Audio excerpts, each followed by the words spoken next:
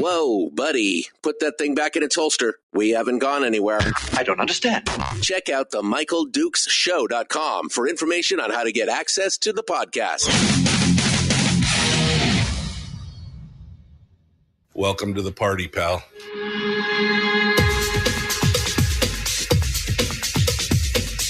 The Michael Dukes Show. The greed and the entitlement is astounding to me.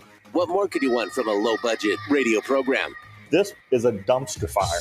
That was just BS. It is time to get a new perspective. We know just what you need, and we've got just the cure. Open wide and prepare for a steaming hot cup of freedom. I just don't fathom it. The Michael Dukes Show, streaming live across the world. Okay, live around the world on the internet at michaeldukeshow.com and across the state of Alaska on this, your favorite radio station and or FM translator. It is the Michael Dukes Show. Good morning, y'all. How y'all doing? Good morning, and thanks for coming on board and joining us. It is Thursday. It's Tuesday. I wish it was Thursday. Oh, my gosh. It's Tuesday, and I still haven't had my tacos yet today. Good morning and welcome to the program. It is the Tuesday edition of the show, and that means that we're going to get into discussions of the deep dive, the weekly top three with Brad Keithley, Alaskans for Sustainable Budgets. He's going to come in today and talk with us, and we've got some headlines to go over as well.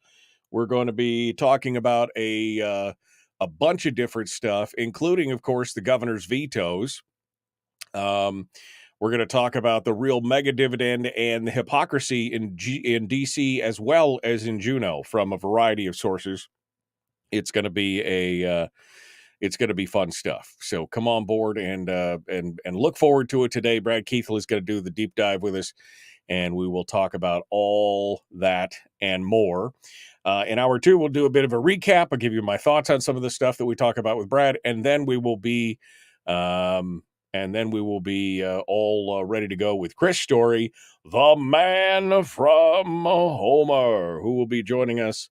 And we're going to talk with him about positivity and our life update and life coaching, and it'll be fun.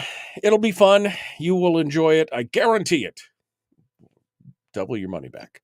It's gonna be a day. It's Tuesday. Yesterday, it was like the first nice day of summer for the majority of the day, and then I come home and it was a little cloudy, but boy, it was muggy. I started to mow the lawn, and I got about halfway through it, and I was like, "Oof, man, it's woof." So, and then of course it's raining now, so I can't mow the other half of the lawn until it dries up a little bit. It's just, hashtag Alaska problems. Anyway, welcome back to the show, and thank you for coming on board. Looking forward to the show today and what we're going to be talking about. Other headlines as well. We're going to go take just a quick peek at some of the vetoes that the governor has gone into. We're also going to talk a little bit about what's going on with the Dunleavy administration overall.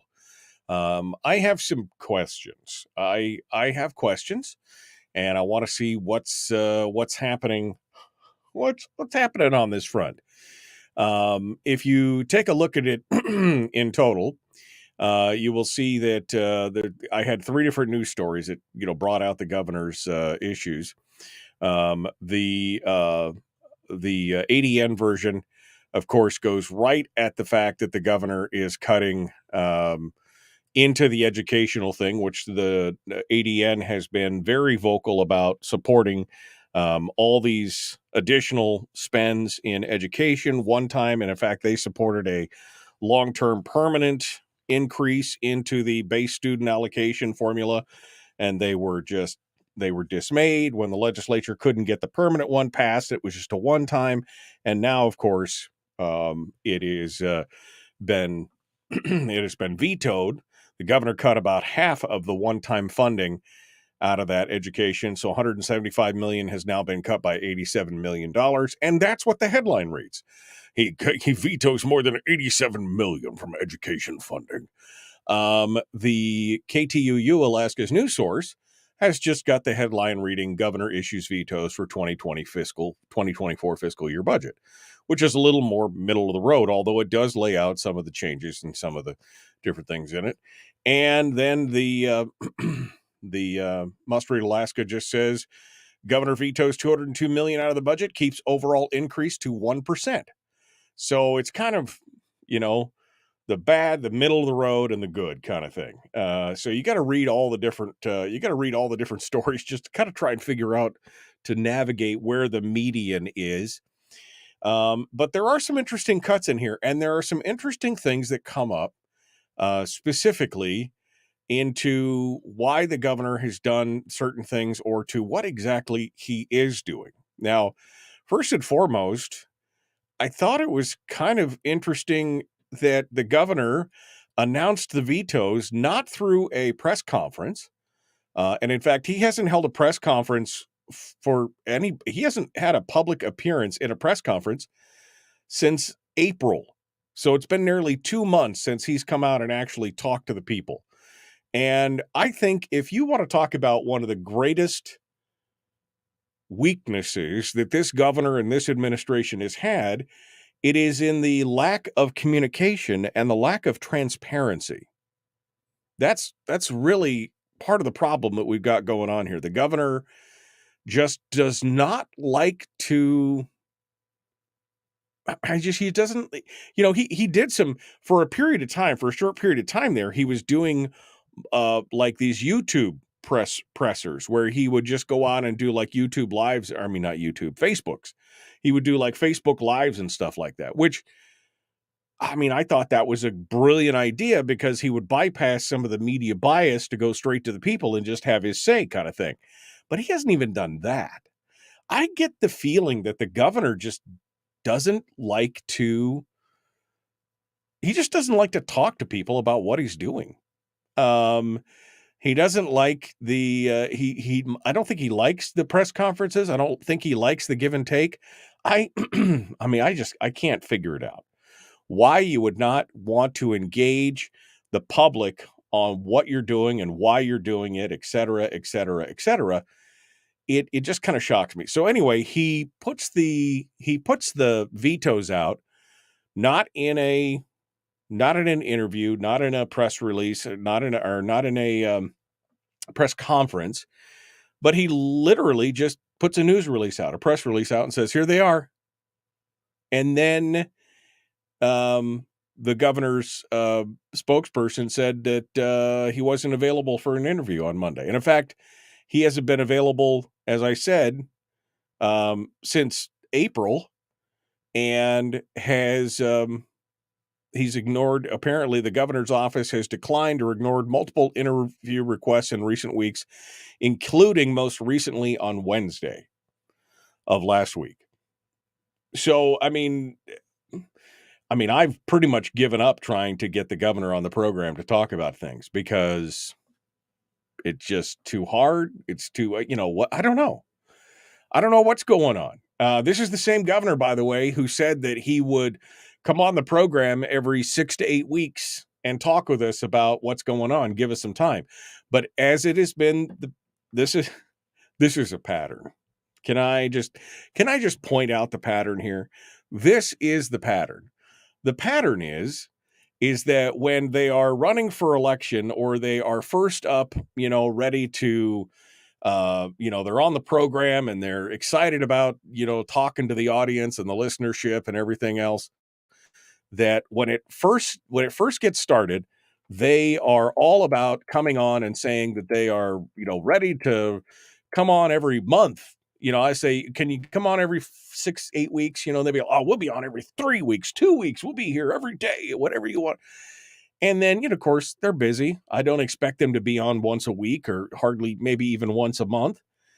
But, and I always, when they first start, they come on for for at least a full segment, usually for 2 segments, 40 minutes, and then as the years go on, the frequency of the interviews gets less and less. The time between, it's not 6 weeks, it's 8 weeks, it's 12 weeks, it's 15 weeks. It's, now it's only twice a year. And the length, we don't get a full 2 segments with them where we get a chance to talk to them about questions that we have and everything else. They come on with a very specific agenda. The governor can only be with you for 12 and a half minutes, and then he's got to go at 6 o'clock in the morning. I mean, apparently it's a long day for the governor, apparently, because 12, they've got him micromanaged down to the half minute mark. And then, the next thing you know, you only get to hear from him once a year, and it's for 6.5 minutes on the topic that they want to talk about, and they never have time to answer questions. This is a trend. And I'm sick of it, quite honestly. I mean, look, I have questions of the governor. I have questions that I would like to ask about long-term fiscal policy, about, overall thoughts on the PFD, on different projects, on things like that. And I have questions of every governor that I've ever had, on the program. I have questions. I'm not trying to be mean. I have things that I want to talk about. And the fact that they say, oh, yes, we can do that. And then within a few months, it's like, oh, we're not coming on your show. And you get ignored. I started to come at the governor sideways through other people in his office because I feel like I was getting stonewalled by the press secretary.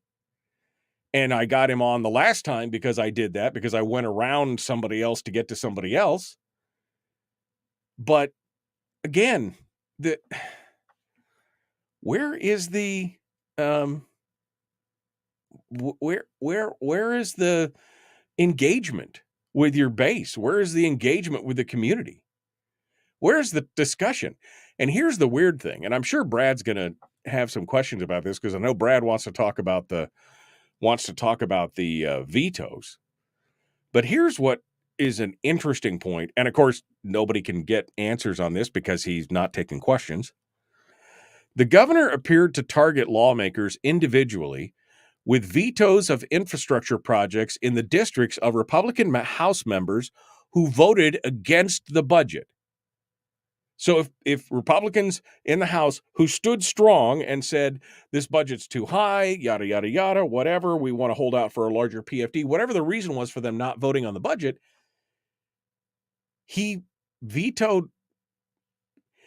the governor vetoed only projects in the districts of House members who had voted against the final deal, including road improvements and other infrastructure developments in the districts of Reps Ruffridge, Jamie Allard, Ben Carpenter, Julie Colomb, Mike Prax, Dan Sadler, Laddie Shaw, and Sarah Vance.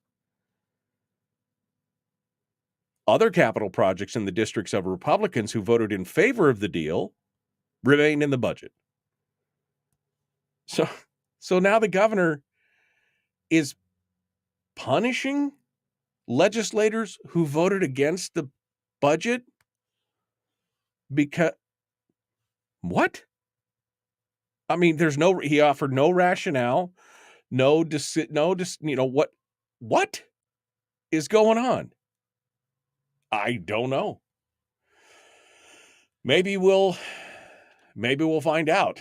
I'm not convinced, but I just wish the governor would talk to people, not just to me, but to anybody at this point.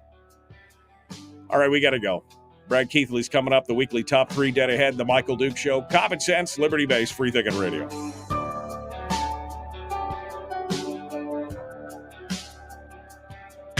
Streaming live every weekday morning on Facebook Live and MichaelDukesShow.com.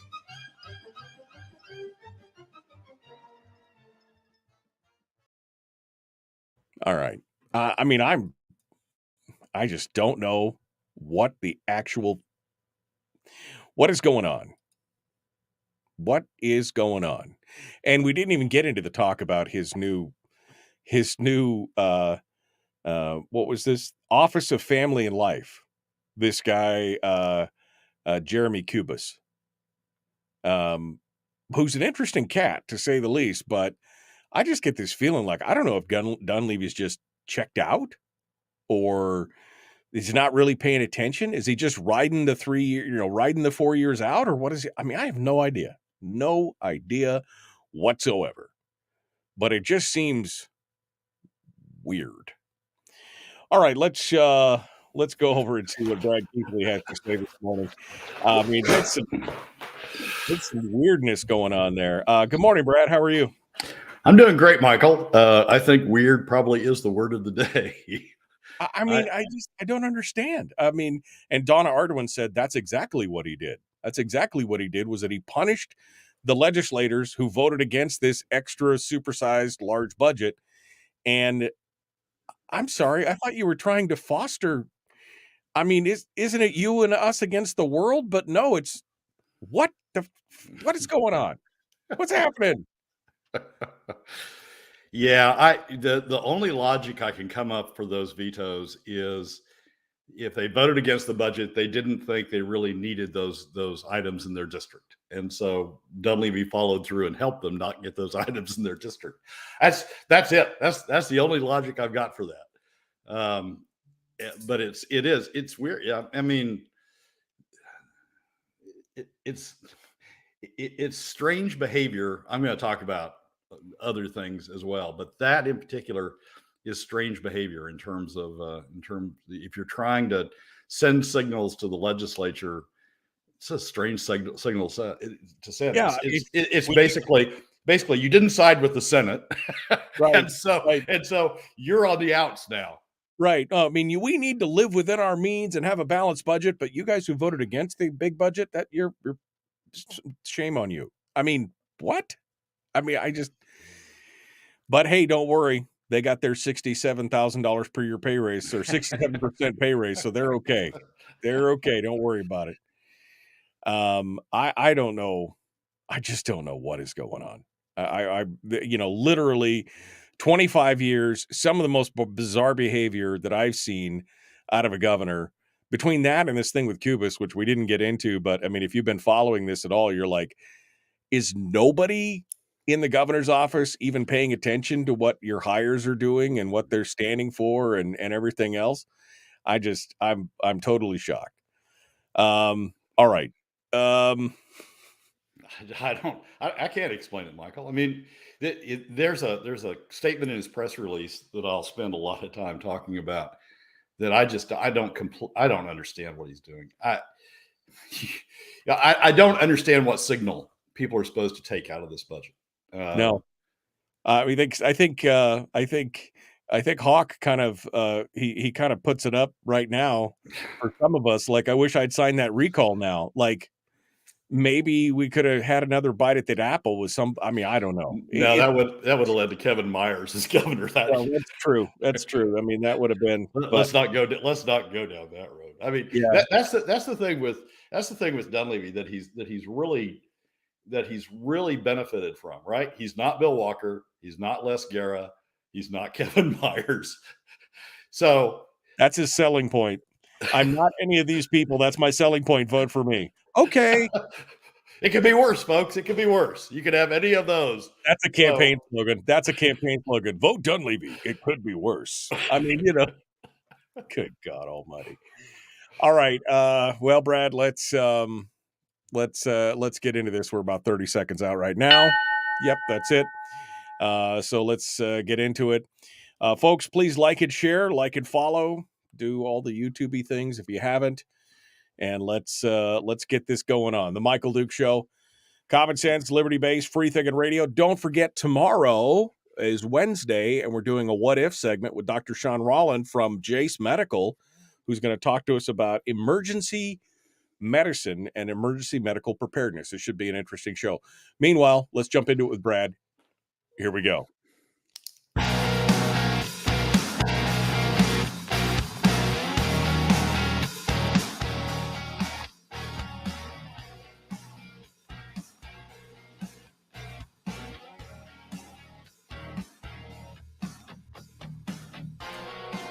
Okay, welcome back to the program. We're continuing now the weekly top three, kicking things off with Brad Keithley, Alaskans for Sustainable Budgets.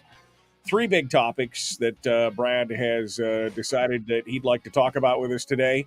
And I always find it to be an interesting discussion. Not that we always agree, but that we definitely agree that something needs to change, especially Brad has no idea why the governor's. I mean, somebody just said, is he a pod person? Did they change him out and swap bodies with somebody else? Is it meaner? Now is the governor of the state behind the fleshy skin suit? I don't know. It's bizarre, though. Brad, your take on that before I guess we're going to jump into the mega dividend discussion, but I mean, it's just so weird. You have no idea either. I mean, this just seems bizarre to me. It is bizarre. I'll do that in the second segment. I've got some things to say about the. Well, let's talk about the mega dividend. You said the true mega dividend. What are we talking about here? There was a statement that Representative Sarah Hannon from Juneau, made during the session that has continued to bug me. It was during the budget debate on the House floor. Hannon had introduced an amendment to, if you'll recall, the PFD that came out of House Finance was a POMV 50/50 PFD. And Hannon introduced an amendment on the House floor to reduce that to POMV 25/75, to essentially to cut the portion of the POMV draw going to the PFD in half.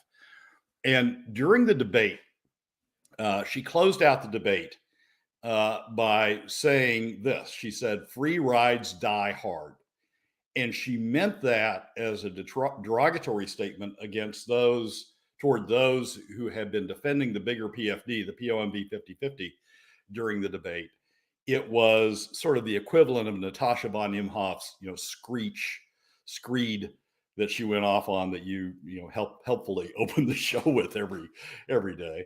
But it was Hannon's version of, you guys just don't understand. You guys have been getting a free ride, and free rides die hard. And I get why you're shouting about it, but it's time for them to die. And that's bothered me. And the reason it's bothered me is there are two free rides going on in permanent fund earnings. One is the PFD that's distributed, the portion of permanent fund earnings that are distributed out to Alaska families in the form of the PFD. But there's a second free ride that's coming out of permanent fund earnings, and it's free government. It's the free ride to get government without having to pay for it, without having to pay taxes for it. And that free ride is equally as free in terms of its impact on Alaskans. They don't have to pay taxes, equally as free as the PFD in terms of free money. I've talked about this in various ways over the course of the shows, but I've never really calculated what the value of that free ride, that second free ride, is. And so the last couple of weeks in my Alaska Landmine column, I've spent time going through and looking at what the free ride, what the value of that free ride is. And it's amazing. It is just amazing. So what happens is, as the PFD shrinks, the amount that's going over to this other free ride, free government, what I call in the Landmine columns the tax avoidance dividend, because you're getting essentially a dividend to avoid taxes. The tax avoidance dividend, as the PFD shrinks, the tax avoidance dividend increases. And what I had never done before was calculate the impact on Alaska families of that tax avoidance dividend. And obviously, as incomes go up, the value of the tax avoidance dividend goes up. If you're a low 20% family, lowest 20% family, you're not going to pay much in taxes anyway. So the value of free government, the value of that tax avoidance dividend is relatively low. If you're a middle income Alaska family, it has some meaning, because you otherwise might pay some taxes if we had taxes to cover the cost of government, if we didn't have free money for government. Right. But the value of the tax avoidance dividend of the top 20% is huge. And it grows inversely to the PFD. So as the PFD goes down, because more money is going to the tax avoidance dividend, the value of the tax avoidance dividend is going up. Rick Halford, in what sort of also was sitting in the back of my mind, Rick Halford, in testimony to House Judiciary on one of the constitutional amendments for the PFD a couple of years ago, talked about the $100,000 dividend. And what he meant by that was when we repealed the dividend, when the state repealed the dividend, repealed the income tax in the early 1980s, those who otherwise were paying taxes got free government, got a tax avoidance dividend. And Rick talked about the value of that dividend to those who otherwise were paying taxes and suddenly didn't have to pay taxes anymore because of the influx of oil earnings as being $100,000. So that was sort of buzzing around my mind also. So I did these calculations, and the calculations are in last week's Alaska landmine column for those that are interested. But even at the statutory PFD, the value of the tax avoidance dividend, the value of the remaining portion of permanent fund earnings that go to avoid taxes, that go to the free money that goes to government that have been able to avoid taxes. Even at the statutory PFD, the leftover amount that's going to tax avoidance dividend for the top 20% overall is worth about $10,000. For the top 5%, it's worth about $21,000. And for the top 1%, this is at the statutory PFD. At the top 1%, it's worth $54,000. They're avoiding $54,000 in taxes they otherwise would pay as a result of using the permanent fund earnings to give them free government. At POMV 50/50, the PFD is coming down. So the PFD was at $10,000 under a statutory PFD, averaged over the 24 to 32 time period. At POMV 50/50, the value of the PFD is $8,000 per family. For the top 20%, it's $16,000. The tax avoidance dividend, on the other hand, for the top 20%, $16,000. For the top 5%, it's $32,000. For the top 1%, it's $80,000. When you go to POMV 25/75, the value of the PFD for Alaska families has now fallen significantly. It's down to $3,000, $4,000 for the average family. But the tax avoidance dividend, the amount of taxes that the top 20% are avoiding as a result of shifting over the permanent fund earnings to cover the cost of government, is worth $24,000 to a top 20% family, $48,000 to a top 5% family, and $120,000 to a top 1% family. It's $100,000 plus dollar dividend, that free government to the top 1%. And if you go to a leftover PFD, which is, what Natasha's preached, whatever the PFD is, whatever's left over after we spend for government, after we've used the rest of the permanent fund earnings to avoid taxes, the tax avoidance dividend to spend for government. If you go to the leftover PFD over the next 10 years, the average value of that to the Alaska family, the average value of the PFD is $1,400.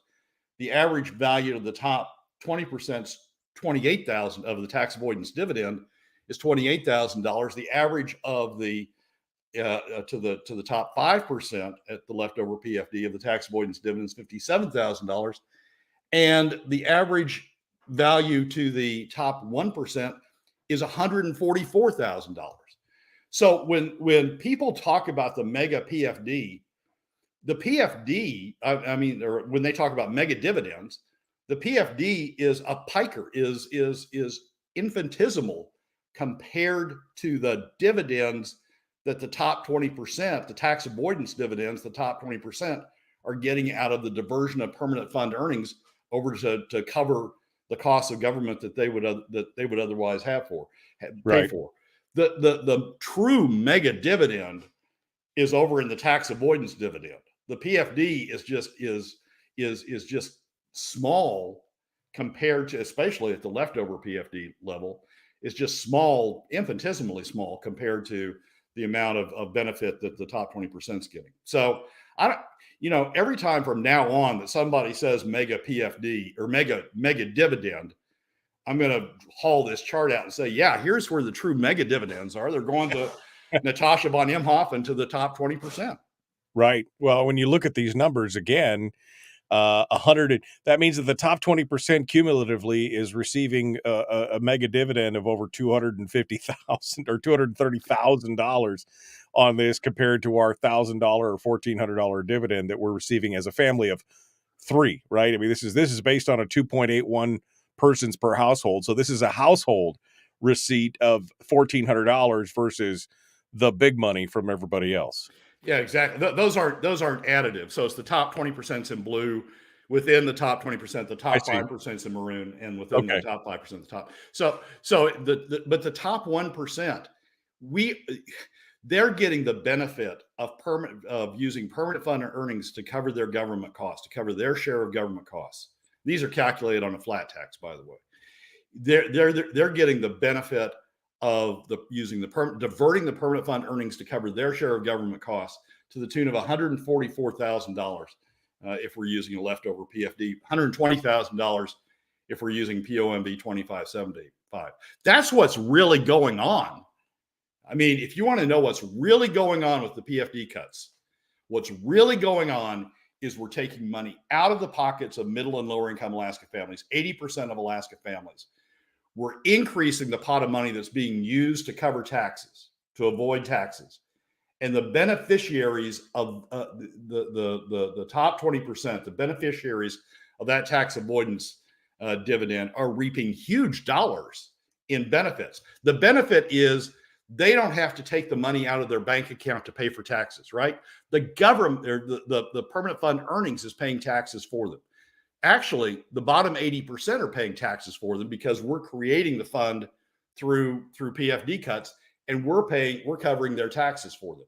So they're getting to keep money that they would otherwise have to pay taxes. Money's coming out of the bottom 80%'s pockets, so that the top 20% can keep up to $120,000 at POMB 2575, can keep $120,000 in their pockets. It's astounding, the size of the benefit that's being transferred.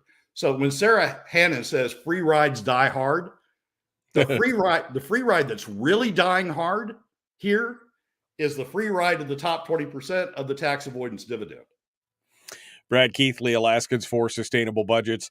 That is a mega dividend, my friend. I don't know how else to put that when you're talking about that kind of avoidance of $100,000 or even half that much. Definitely kind of shocking to look at. All right. Well, final thoughts on this, and then give us a tease for number 2 today. Well, I would encourage people to read the piece in the Landmine. I spent a lot of time on it, did a lot of calculations, ran it through several economists to make sure I wasn't, going off on a frolic and detour here. And it's a solid piece of work that several people contributed to make it, to bring it together. And it really is, it's an eye opener about what's really going on. I mean, the PFD is a sideshow. The PFD is a sideshow to what's really going on with these mega dividends. All right. Onto the vetoes. The governor said something in his veto message in the brief paragraph that he put out. He said something that just astounds me, and basically it is that I'm fine with the budget as I've made these adjustments. I'm fine with the budget. I think that's a horrible message, and I'm going to talk about why in the second segment. Okay. All right. Brad Keithley, Alaskans for Sustainable Budgets. We continue with him in just a moment. The weekly top 3 continues. Your home for common sense, liberty-based, free-thinking radio, The Michael Duke Show. Back with more right after this. Don't go anywhere.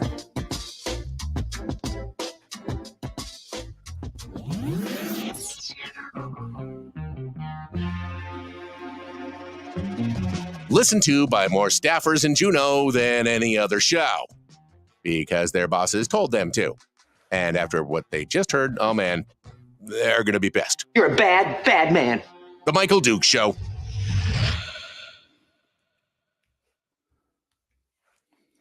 All right. Brad Keithley, Alaskans for Sustainable Budget. That chart's an eye opener, man, when you start realizing the avoided costs by these by these folks, the avoided costs of that, even in the top 50%, it's got to be in the $10,000 to $15,000 range. It's one thing for sure, and I think Kathy kind of nails it here. One thing is definitely for sure, that shows the outrageous cost of our government. When you start talking about those kind of numbers, it definitely shows us the real actual cost of what's going on.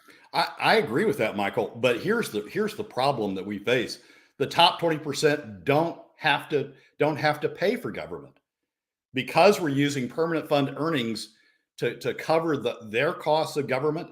They don't care. They don't care how high government costs go. The other 80% are paying for it through PFD cuts, but the top 20% are getting their costs covered by their share of the cost covered by the diversion of the permanent fund earnings. And so they don't care.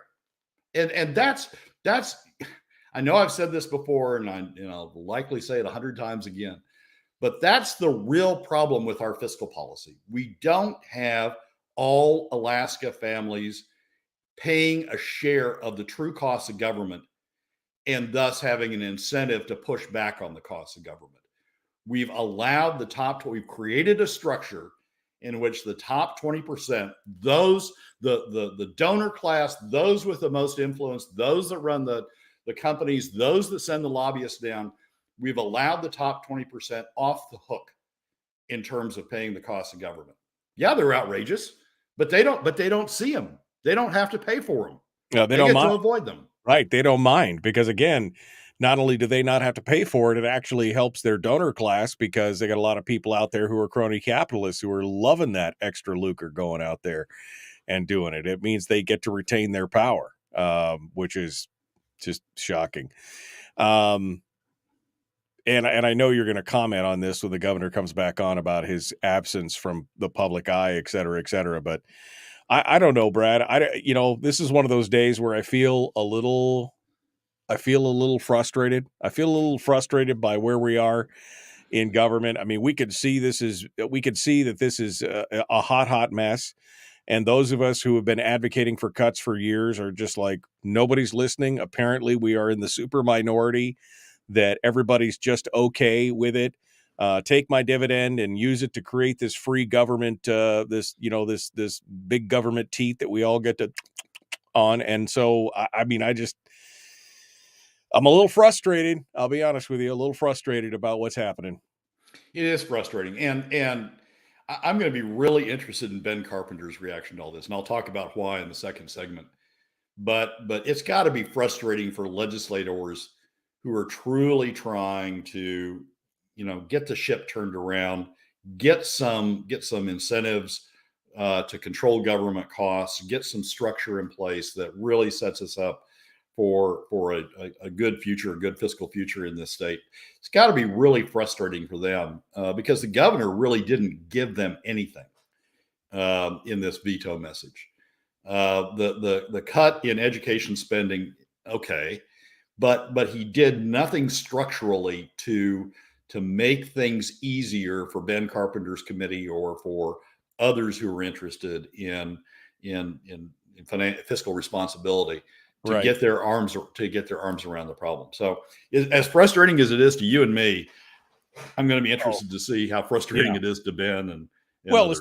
especially since in his commentary he still calls for this long-term fiscal plan, yet at the same time he submarines the people who are fighting hardest for the long-term fiscal plan. I mean, that makes no sense. That's like, slapping people around and saying, I really want what you got, but let me give you a smack to the face while you're here because it's not done. And I do not understand. It's just using words. It's using buzzwords, right?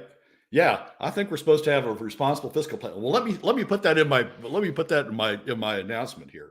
I'm not sure what it means. I'm not sure. I'm not helping. I'm not trying to guide us toward it. I just sort of sit back and wait for the legislature to do it. And then I just sort of react. But here, those are important words. Those are buzzwords. Let me stick them in there. You keep using that word. I don't think it means what you think it means, kind of thing, right? I mean, that's where we're at. It's just astonishing. And the problem is, of course, the more this kind of stuff happens and the higher these things go, the entrepreneurs, the free market people are the ones that are eventually going to start, leaving the state in droves. The people who are, corporate cronies, they're gonna lap it up like mother's milk, and the rest of the entrepreneurs are gonna go, nope, bye. And they're gonna leave because they just can't compete. I mean, it's great that we don't have any taxes, but at the same time, it's going to be painful quickly. Well, the people who are going to stay are the people who can figure out how to finagle getting government money to support their business. Yep. That's the kind of people we're going to have left. Yeah, we're creating a culture of cronyism, and it's just going to continue as we move forward. Brad Keithley, our guest, the Michael Duke Show, common sense, liberty-based, free-thinking radio. Like and share, like and follow. Here we go. Let's get it done right now. The Michael Duke Show. Not your daddy.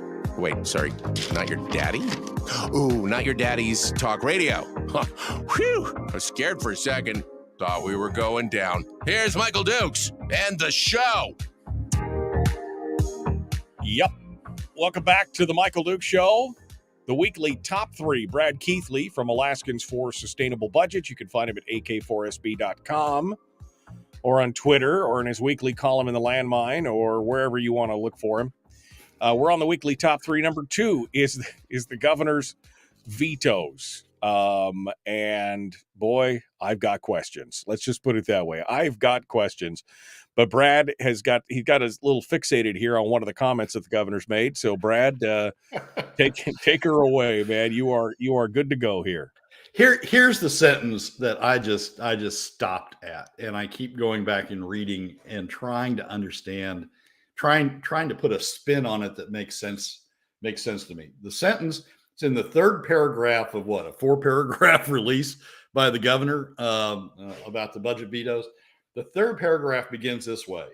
This budget, the budget he's just signed, this budget is a responsible path for Alaska's financial future. This budget is a responsible path for Alaska's financial future. This budget has a POMV 2575 dividend. Doesn't have anything approaching a statutory dividend. Doesn't even have anything approaching a POMV 50/50 dividend. It has a POMV 2575 dividend. This budget has the second highest operating expenditure for operating expenditures, agency budget,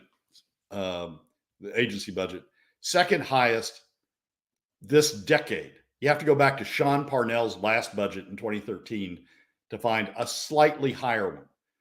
This is up $400 million from the pre-oil boom, the pre-oil rush that we had the last couple of years. It's up $400 million, up 10%. The agency operations budget is up 10% from what we had in FY21 before we had those 2 years that were affected by oil. This budget has no other revenues in it than PFD cuts. And yet, this governor says this budget is a responsible path for Alaska's financial future. I'd be fine if he would have said, this budget's the best we can get with this legislature. This budget's the best we can get, this time around. We're going to have to work hard. We're going to have to make it better. We're going to need to get the PFD up. We're going to need to talk about alternative substitute revenues. We're going to need to talk about additional cuts because this one increases the agency budget by 10%. We're going to have to, but he doesn't say any of that. Right. It's an implicit endorsement of the 2575 model. Well, it's an implicit endorsement of jumping the operating budget by 10% over 3 years. I get all that stuff. I get all that stuff they got in there about, it's lower than inflation. Well, it's lower than inflation because you cut the capital budget and you cut statewide spending. Statewide spending's down because we're not having to reimburse oil tax credits any longer to the same extent. It's down on inflation because of those. But in terms of the agency budget, it's up by 10% from FY21.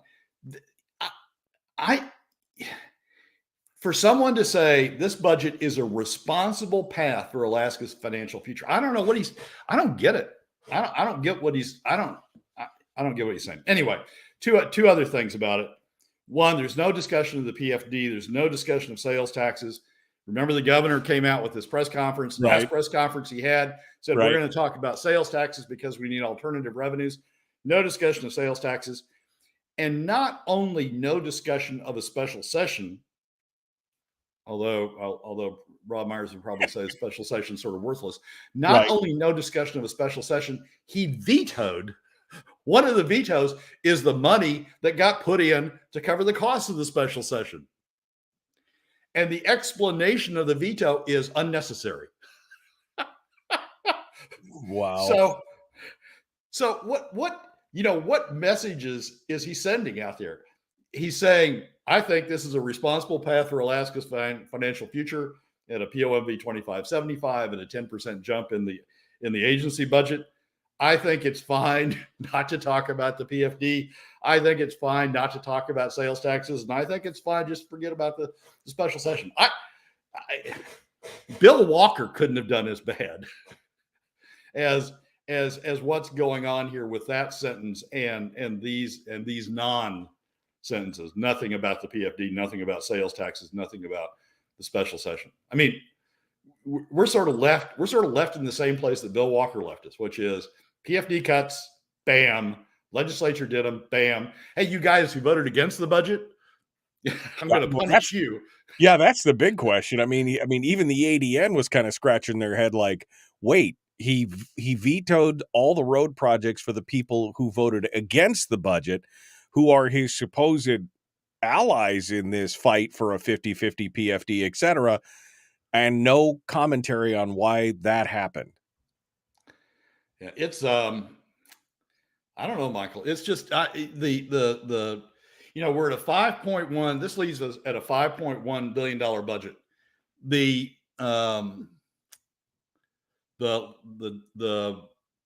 FY21 budget was $4.6 billion total. This is agency, statewide, and capital.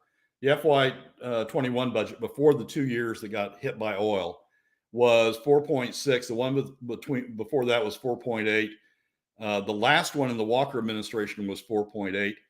This one's 5.1. It only looks good by comparison to where the legislature left it, right? The legislature left the budget at 5.3 UGF, agency plus statewide plus capital. Dunleavy cuts $200 million from that, 5.1, declares victory, but that victory is much higher than where the budget was before we hit the oil rush. So it's sending all sorts of wrong messages. Hopefully, the governor corrects some of those or elaborates on some of those and sort of redirects. But it's not, to say this is a responsible path for Alaska's financial future is a statement that Bill Walker would agree with. I mean, this is a budget. This is a budget that Bill Walker would agree with. It reminds me of the classic tactic of, look at me, I've cut the budget. No, what you've done is you've cut the increase to the budget. You haven't really cut the budget. You've cut the increase. Where we end up at the end is larger than what we had to begin with. That's not a cut. Oh, they wanted to increase it 50%. You cut 25%. We're still at a 25% increase. I mean, but this is a classic tactic. Look at what I did. Here's where we are. I mean, it's insane.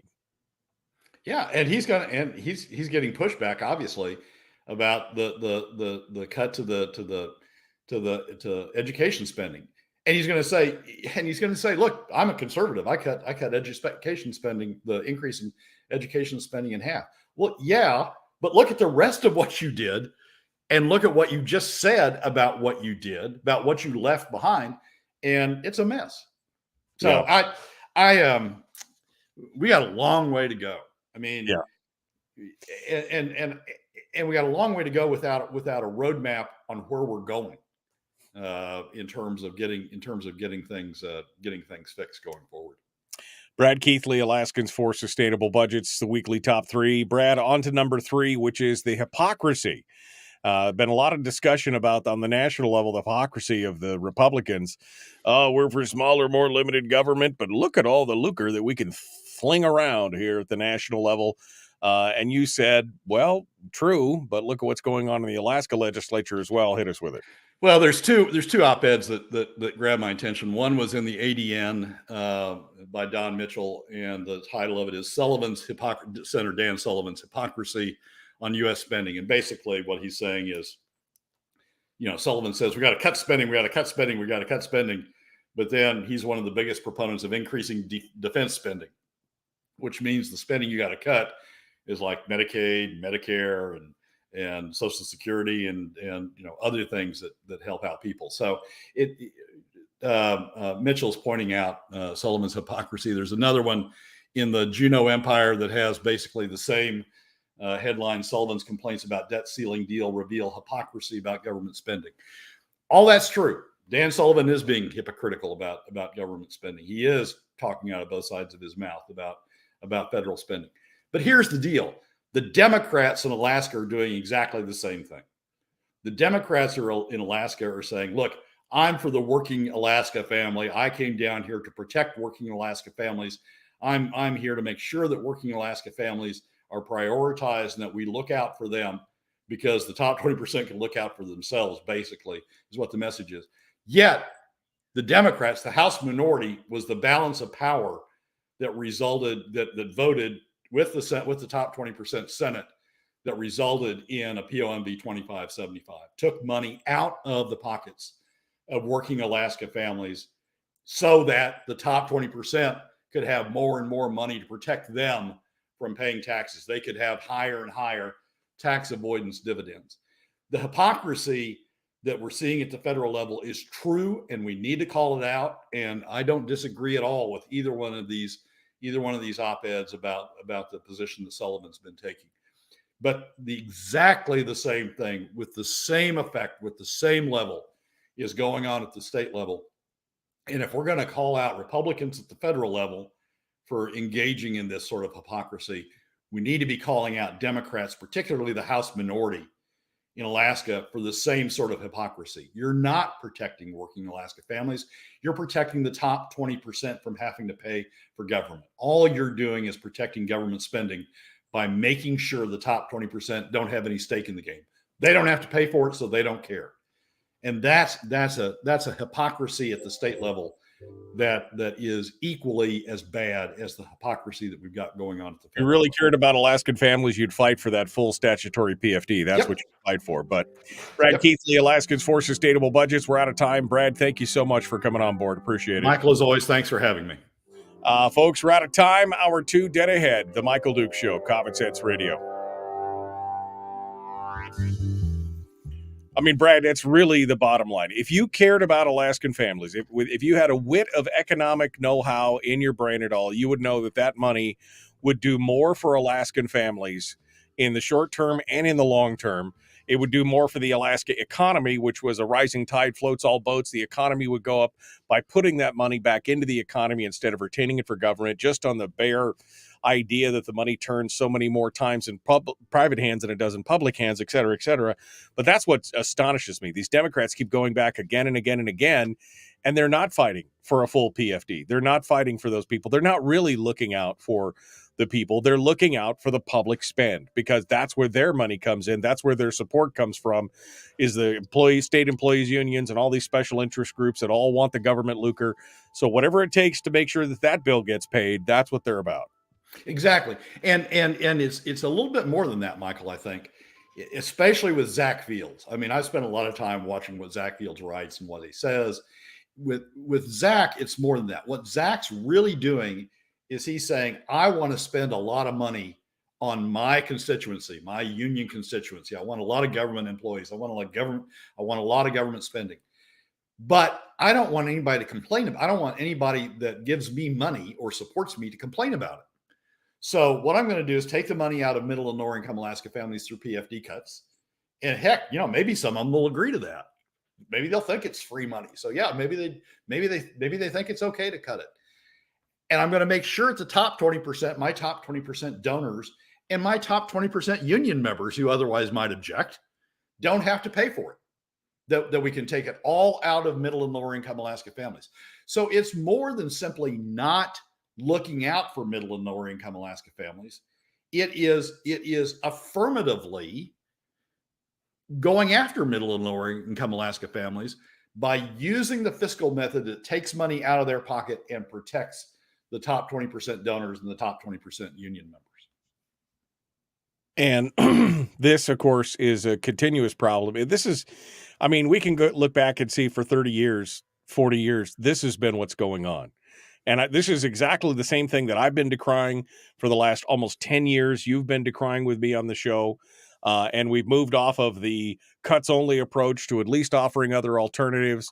And yet the answer is continuously to pull the one lever that impacts and hurts the Alaskan families and the Alaskan economies more than anything else. And you don't have to be an economic genius to figure that out. All you have to do is read the 2016 ICER study that tells you exactly that.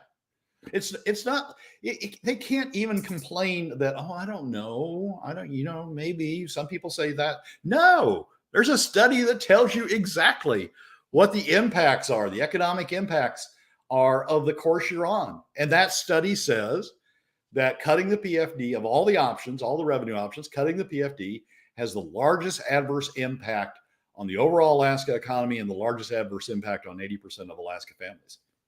Period. It says it right there, black and white. All you have to do is read it. And so for them to say, oh, well, we're really looking out for, we're really looking out for families in need. No, you're not. You're looking out for your constituencies, and you're looking out for people that are segments that got you elected or are important to you, but you're not looking out for middle and lower income Alaska families. Even if you accept for a moment that you're looking out for those in need in the bottom 20%, that all of the social programs are needed to help those in the bottom 20%, you're still leaving high and dry the 60% in the middle who pay more through PFD cuts and suffer more through PFD cuts than they would through alternative revenue measures. So it is hypocrisy, and it's a little bit worse than that with some of them. It's an affirmative, whatever the word is. It's an affirmative attack on middle and lower income Alaska families by taking money out of their pockets, so the top 20% don't have to pay, so they won't have pushback from the top 20%, from the donor class, from their donors, as they continue to shuffle money around to support government. All while patting themselves on the back and telling everybody what a good job they're doing at the same time, and giving themselves a 67% pay raise. Let's not forget that. I mean, you know what that does? That moves all of them, all the legislators, into the top 20%. Wow. Okay. Wow. Well, I mean, like I said, Brad, I don't even know what to make of it anymore, just to watch this kind of thing go along. I had hopes that the governor would make some meaningful cuts. He did make some cuts, but at the same time, implicitly endorsing the 25-75 rule and not even talking about the dividend, and then cutting the projects in the districts of the people who voted against the budget.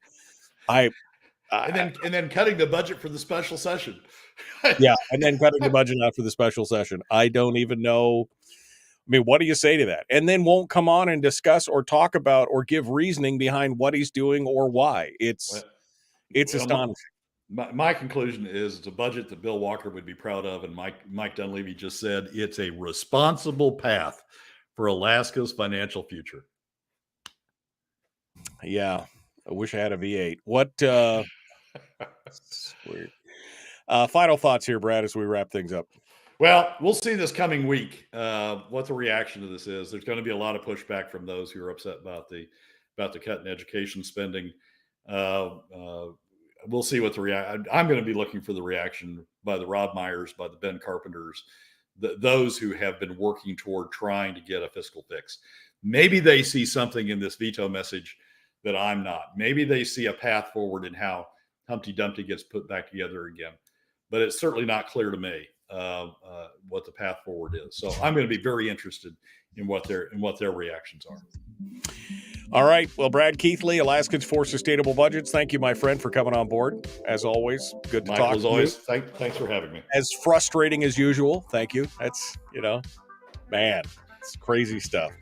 All right, my friend, enjoy your day, and we will talk to you again next week. All right, folks, that's it. We got more coming up. Hour 2 is dead ahead. I'm going to have some commentary and discussion. We will continue right here.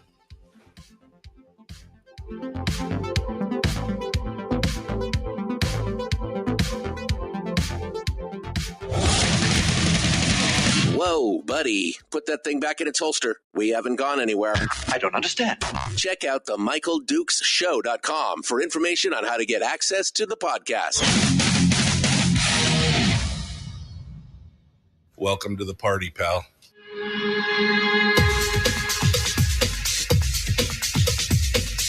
The Michael Dukes Show. The greed and the entitlement is astounding to me.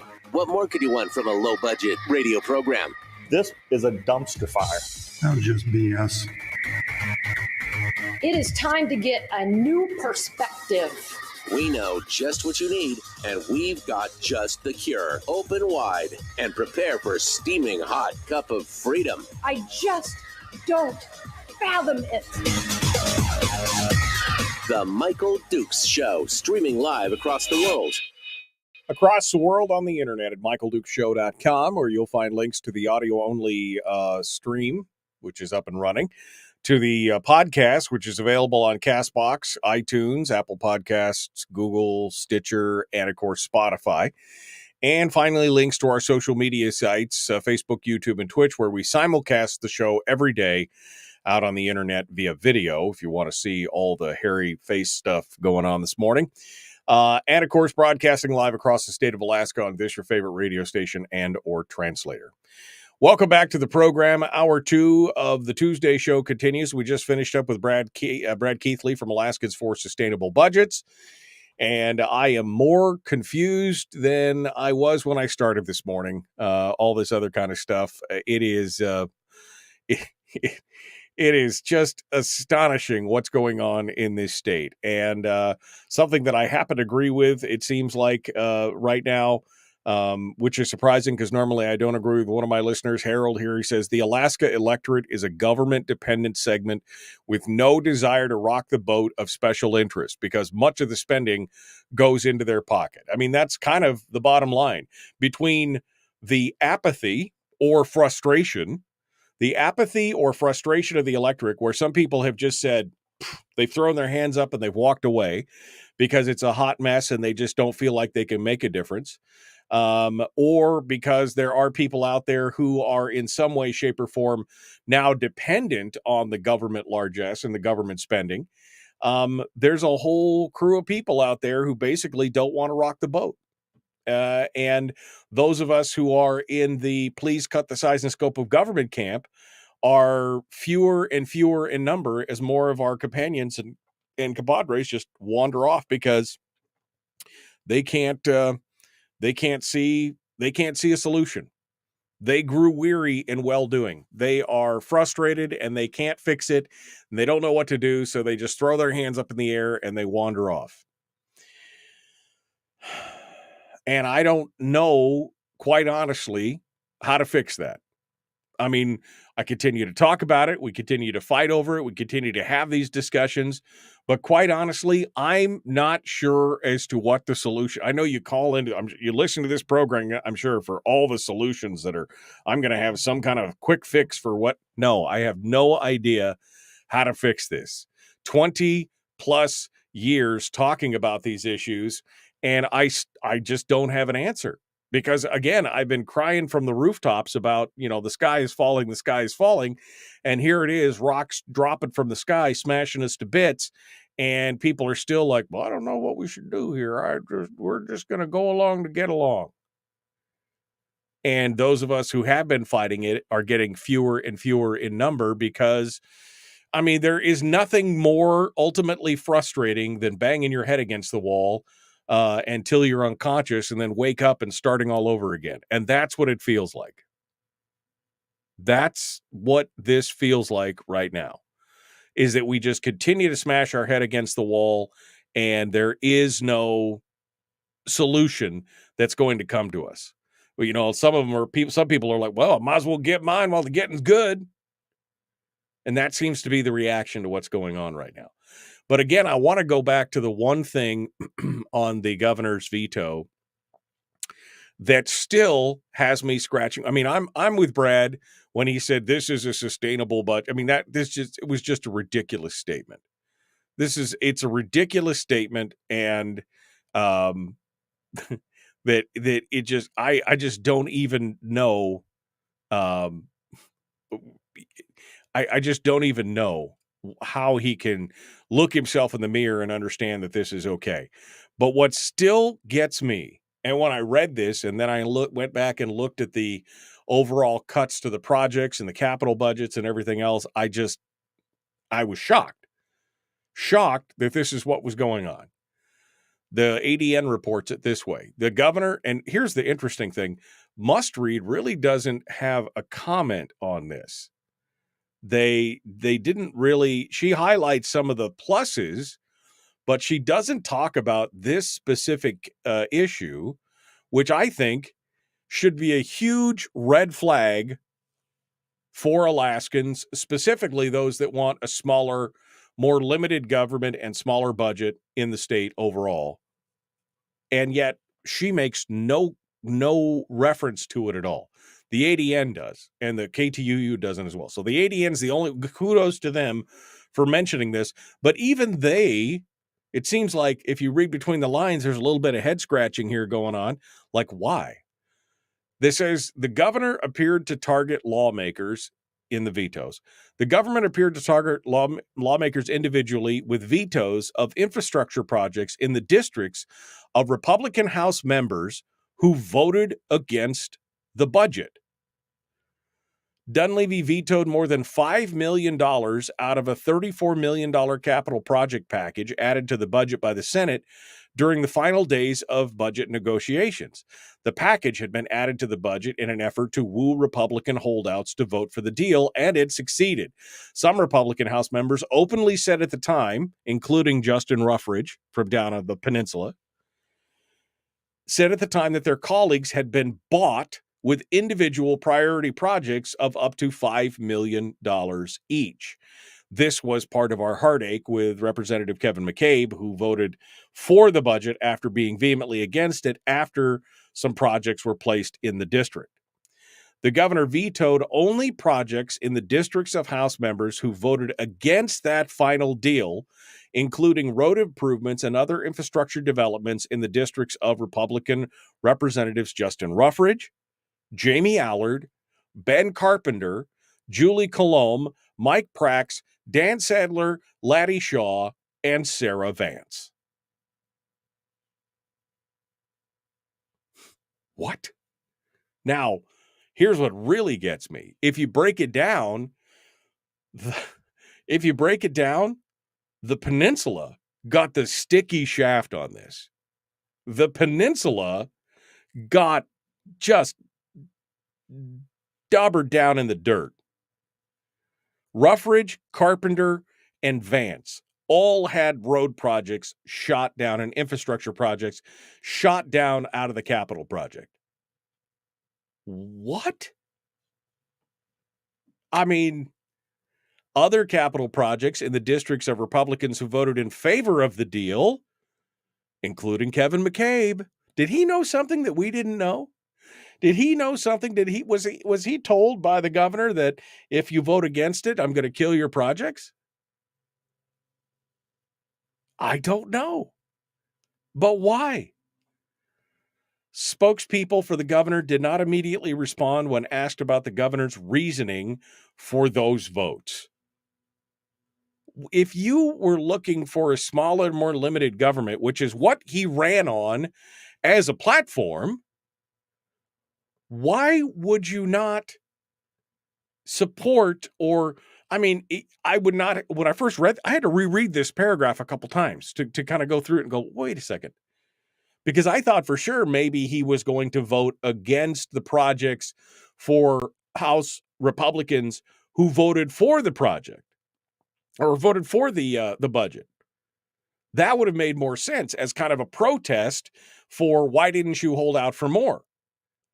But instead, he's penalizing the representatives from the area, penalizing representatives who said no to this budget, who said it doesn't make any sense. Why? Why would you do that? And why would you do it without giving any reasoning whatsoever? I mean, that's your prerogative, I guess, as the governor. You don't have to say why you're vetoing it. But why would you punish legislators who are trying to reduce the overall size and scope of government? Now, it's $5 million, which to you and me is lifetime money. But as far as the state government goes, that's a drop in the bucket. I mean, that's less than 1% of the overall budget. So, I mean, in the scheme of things, 5 million is not much, but these people, but this is one of those constitutionally mandated things, right? Infrastructure, public safety, education. Those are like the big three things that the Constitution calls for. And this is something that, this is not, testing the life cycle of the tsetse fly or the mating habits of some kind of green-bellied frog. This is roads and infrastructure, and it's capital. Why would you cut these out? Now, we're going to try and talk to some of the legislators who are affected by this and see what they have to say. But did somebody leave a stinking flaming poo bag on the governor's doorstep and he thought it was the House Republicans? I mean, was that what's going on here? I mean, this is insane. And of course, the governor did not veto the permanent fund. There was some speculation that maybe he would do that and force them to go back to the drawing board on the permanent fund. But he didn't. The dividend amount, the 25-75 formula, where 75% goes to government, his tacit acceptance of that formula means that he probably will not be going back to that 50-50 calculation that we've seen in the past, because he called this a good budget. He called this a budget that was fiscally responsible. Again, what the actual hell is going on down in Juneau? And then, of course, to go back to my previous commentary on this, why won't the governor come out and talk to people about this? Why? I mean, it has been 2 months since the governor has had a public news conference. He didn't even give a speech or have a press conference about this. He released the vetoes in a freaking press release. What is going on? I don't know. I don't know. Well, we'll see if we can get some folks on to talk about this week or first part of next week. We'll continue our discussions. The Michael Duke Show, common sense, liberty-based, free-thinking radio. Back with more right after this.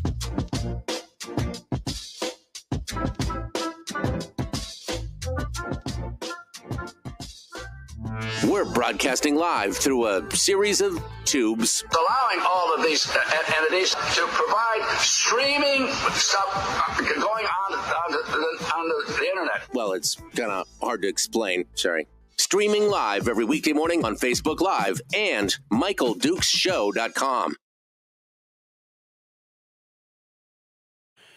Okay. We're going to get Chris' story up on the thing here. We're going to get things ready to go.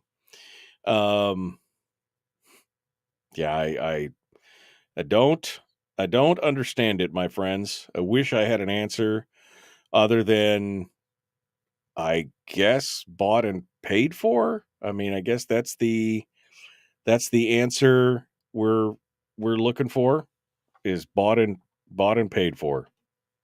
I I mean, I can't think of any other topic, any other explanation for it at this point. I mean, I don't, I'm just not sure what's going on. All right, let's get Chris Story on the line here. See if we can get this. Hey, look at that. Phone worked the first time. Okay. Speaking of bought and paid for. Bought and paid for, man. Well, my friend, morning. How are you this morning? Excellent. Why would I complain to you? Well, that's true. I mean, it doesn't do any good anyway, right? I mean, why would you complain to me? I'm a little flummoxed this morning. I'll be honest with you. I'm just a little. I mean, I don't know. How do I deal with my brokenheartedness, Chris? That's my question for you today. How do I deal with this idea that somehow the governor is going to punish? I mean, how do you feel as a peninsula resident to have your legislator fight for a smaller, more limited government and then have the governor come in and cut all the road projects out of your area? Yeah. I don't know. It's a big, this is the first time hearing of it on your show today. As usual, you're breaking ground, pun intended. Breaking bad. I'm breaking bad. Yeah. I think maybe what here's what I'd like to talk to you about today is values versus goals. I don't know. Maybe there's an answer in there. Coincidentally, maybe we are aligned in my topic and your frustration this morning. Maybe. We'll see. Maybe we could do that. All right. Okay, well, hold the line here for just a second. Chris Story, our guest, got him on the program. We're ready to go. We're about 2 minutes out here before we rejoin with him. Values versus goals. We're gonna go through this. Okay, I'm gonna go back up here and read some of the comments as to what's going on. Robbie says, I'm dependent on government largesse. Doesn't stop me from calling out criminals and liars. Harold says that Dunleavy is eventually going to be the oil industry's government liaison. Oh, man. Again, twice in one day, we agree. Suzanne Donning has always been biased for the governor, says Hawk. Says Jeremy. Yeah, I mean, her piece on the governor's vetoes is very rosy, which is what I would expect out of a Republican-based mouthpiece. But, again, no, I mean, you would think that as a Republican outlet that she would be in favor of the smaller, more limited government people like Carpenter and Vance and et cetera, and yet at the same time, not a word of it. Let's see. Jeannie says that it's because Dunleavy hates Machicki. Do you really think it's that cut and dried? I don't know. Is that, Brian says, my guess is that Dunleavy's selling point for the next gig is going to be smooth and orderly government with lots of cooperation. The veto of the budget goes against that narrative. Yeah. Of course. Sandy says she thinks that Kevin McCabe knew what was going on. And then Donna says Dunleavy is going to preside over the death of the dividend. Oof. That's a heavy statement right there. Heavy statement. I'm going through here. There's a lot of stuff. I don't think I'm going to get through this whole thing. He bought and paid for by globalist scum. That, or he sold out to dark money to win the last election. I don't know. This whole thing is just a mess. All right. Well, let's get on to this with Chris Story. Values versus goals is going to be our topic. The Michael Duke Show, common sense, liberty-based, free thinking radio. Let's do this thing. Here we Chris Story, the obnoxiously positive and sometimes hilarious man from Homer, joins us every week to talk about pottery, positivity, and how not to become a nihilist. We're looking at you, Eric. It's the Michael Dukes Show. That's right. How not to become a nihilist. We're working on that. Especially after today. That's what Chris Story does. He brings us a little bit of positivity every week, and today is no different. He joins us today where his topic is going to include the difference between goals and values, or values and goals, whichever way he prefers to put it in that order. Good morning, Mr. Story, sir. How are you? Good morning, Michael. On top of the world, a little cloudy here on top of the world. Can't see the bay today, but well, neither can you from where you are. So we're even. I know I can't see the bay either. I'm having a hard time seeing outside my window with the drapes closed. It's okay. We could deal with it. All right. Let's talk a little bit about the difference between values and goals, and show me the Venn diagram of how that works.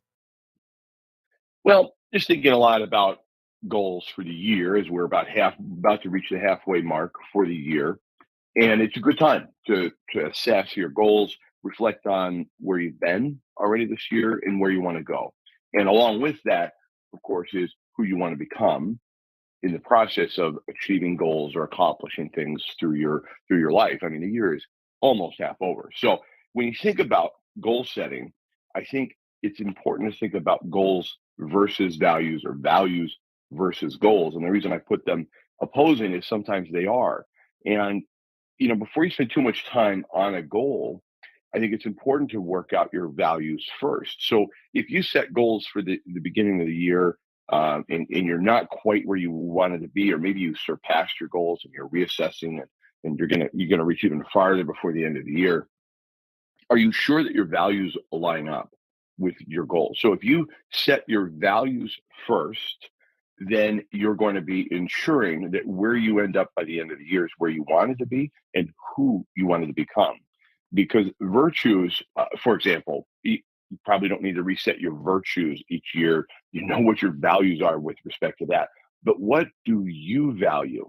And are your goals aligning with it? For example, if you value freedom of your time, freedom of your day, you want to make sure that your values aren't in conflict with your goals. So, for example, if you said, look, I want to earn an extra X dollars a year or X percent more than I did last year, but your highest value is spending time with your family and your children, your goals and your values might be in conflict if to achieve that goal, you have to spend less time at home or less time with your family. So having set your values first, then you can achieve the goals that you want that are in alignment with that. Great example is, and I've told you about this family before, but I don't remember the context, but it applies here as well.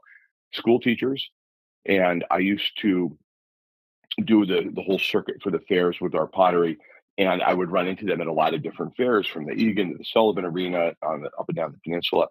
And they were a wonderful little family whose value was spending time together. So in the summers, but they needed more money than their salaries would allow for.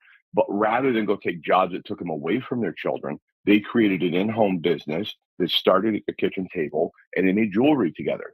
And so while the kids were probably too young to start to help, they grew into the business. And then when I met them, they were teenagers working in the business with mom and dad.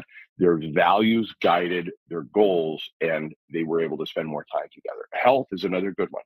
Let's say you value health, but your goal is to weigh X, or lose so many pounds. You can do that in an unhealthy way, or your values will guide your health, which would include, say, eating better, eating less, moving more, taking supplements, increasing your water intake every day. Those kinds of things actually achieve your value of health versus a goal of losing 10 pounds or 15 pounds or whatever. And so I just think it's important to just align those two things, starting with your value and then setting goals from there. For example, Michael, if you're a politician, let's say, for example, you're running for U.S. Senate. Okay. And your values are to tell the truth no matter what. I will tell the truth no matter what. But Mitch McConnell says, if you tell the truth about the candidate you wish to support publicly, I will pull your funding, I will pull your ranking, I will pull your whatever, your strings. And so you stay silent and you support the person that Mitch wants you to support. Well, what goal have you achieved versus the value that you said you went there with? Those two things better align, or you're going to find a disparity by the end of your life.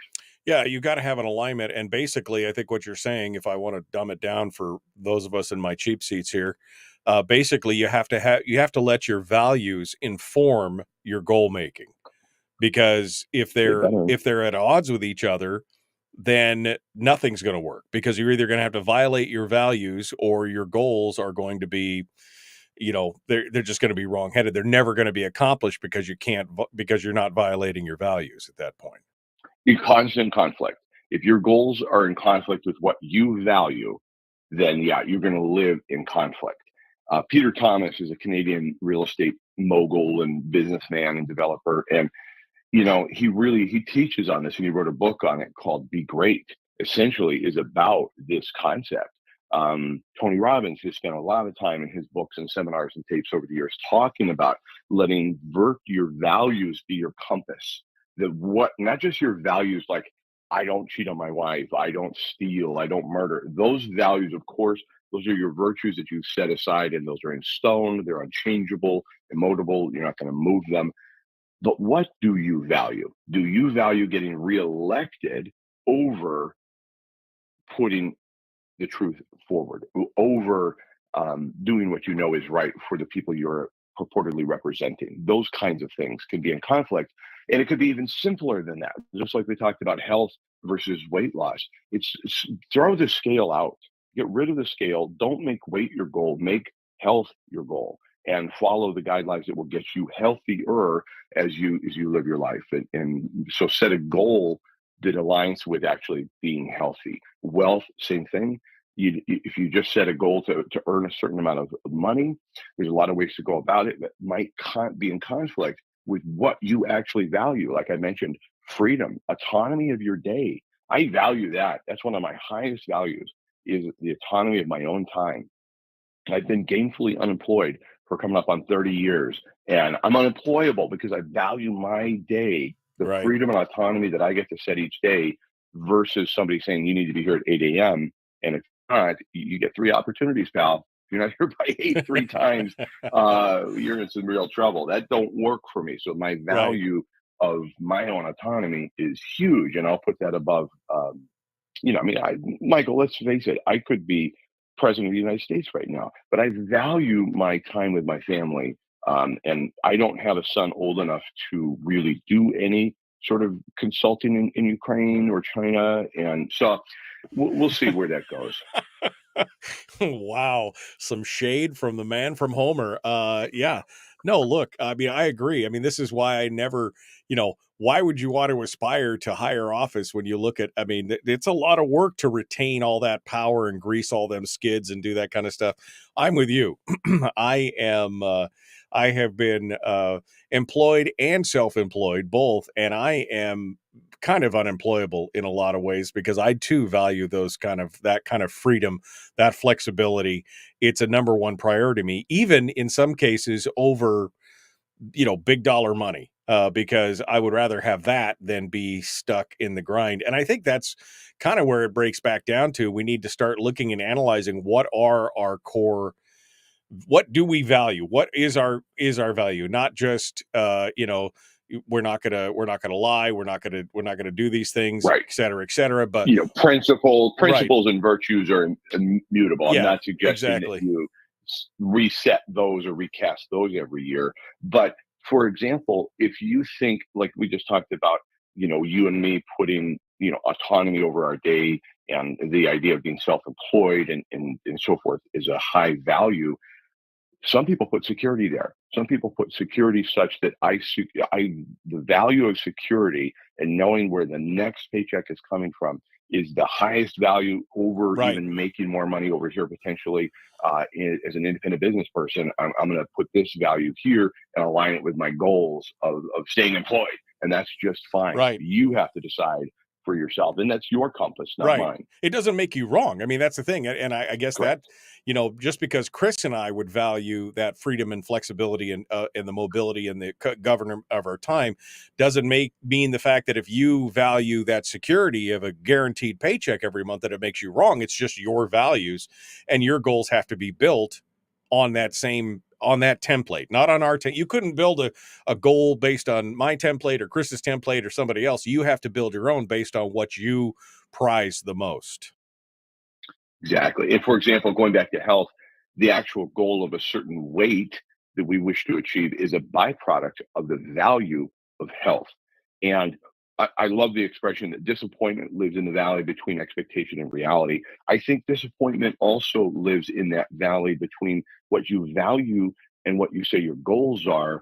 And then that conflict that we experience when those are at odds is truly where disappointment in your life, or a feeling of not being content, or sort of that angst that we can't really put a label on, but you can feel it and you just identify it, like, man, what's missing or what's wrong?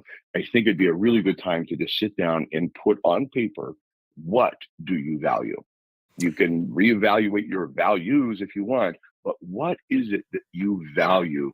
And are you aligning your goals as we continue the rest of this year and the second half of this year? Are those going to be in alignment or not? Because we could be having the same discussion come December 31st as we think about setting goals for the following year. What about those values? What do you value? And if it's a side hustle, like if you want to make more money or you want to start a side project, make sure that you do not do it at the expense of what you value relative to your family, time, health, your overall mental health, all those things. Make sure that those are in alignment. You keep hitting on this whole health and weight thing. I'm feeling a little attacked today. I don't know exactly what's going on. You, and that's coming from myself, man. I'm feeling a little attacked there. I've got a weight goal. Just leave me alone. I think it's fun. universal. I Yeah. think it's universal. So do I. And I just, Yeah. the battery went out on our scale. And I'm like, you know what? Good. I'm actually glad, because Right. it's irrelevant, because I'm chastising myself for the last month or so of how I've been eating. I'm like, man, it's not in alignment with what I really say I want for myself and so forth. So no, this is personal, Michael, very personal for me, not you. Well, and I think that's Don't project onto me. I mean, that's actually a good goal to talk about, because as you said, it's almost universal. Everybody has some kind of issue. Yep. I mean, unless you're a, 20K marathon triathlete or something and you feel good about it, but I'm sure those people beat themselves up for having a Twinkie every now and then or something, So it's kind of a universal idea. What is your values? What do you want? Some people are like, well, I value the comfort and the joy of eating food with other people more than I value being the exact ideal perfect weight. Okay, great. I mean, that's fine. It's all about decision, but that's something that I think all of us can understand for sure. Yeah. And because, not everybody wants to talk about money, and it's very personal. So is health. But we just went through 3 years of being told, this is the way out of the pandemic. This is the way out. But truthfully, we know in our heart of hearts that being as healthy as possible, having the best immune system possible, really is the way out and the way forward and the way through any future pandemic that is going to be, heading our way. So health is universal. Wealth, I know that some people think, when you and I are talking, that it's all about becoming a backyard millionaire and putting money ahead of everything else. And the truth of it is that to become wealthy, I think truly wealthy, the wealthiest people among us are happy with what they've got, where they are. Just like Acres of Diamonds, Russell Conwell's speech about the man who went to bed content and happy until he learned about what he didn't have, and in Right. far off lands where he could find diamonds and diamond mines, and he felt poor, even though the day before he was wealthy in his own mind and loved his life. And so I think that truthfully, health and wealth go hand in hand. And Buckminster Fuller put it very well when he said that our chief aim ought to be health, wealth, and prosperity. Health being first, wealth being your income today, prosperity being your income going forward without working for it. When all those things can align under the umbrella of what you value, then each little independent goal will work itself out. When you talk to a lot of entrepreneurs, or you read their works, especially the self-made entrepreneurs, money is really just the tool that they get to use to fulfill whatever value or goal that they've got going on, whether it is more time with their family or being a difference in the world. They're not focused so much on the money, it seems like, in their writings and in their talks and what they're going on. They just are focusing on what the outcome is when they have that available as a tool more than anything else. Mm-hmm. Yeah, the money is a byproduct of what you value aligning with your goals and setting goals, and putting all this down on paper, I think, is key. Paper or digitally, however you want to do it. But I'd say pencil, paper, sit down, spend a few minutes with your favorite beverage and some classical music playing, and really say to yourself, what do I value? and where do I want to go? What are my goals?